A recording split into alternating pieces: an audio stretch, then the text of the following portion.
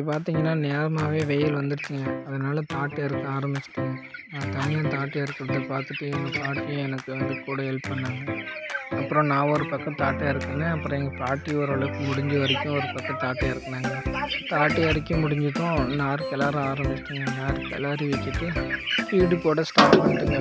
Feed போட்டு முடித்ததும் இன்றைக்கி டேட்டுக்கு எவ்வளோ ஃபீடுன்னு பார்த்தீங்கன்னா, இந்த ஏஜுக்கு ஒரு நாளைக்கு 13 மூட்டை காலி ஆகுதுங்க. அதுக்கப்புறமா டிங்கர் கலவை ஸ்டார்ட் பண்ணிட்டேங்க.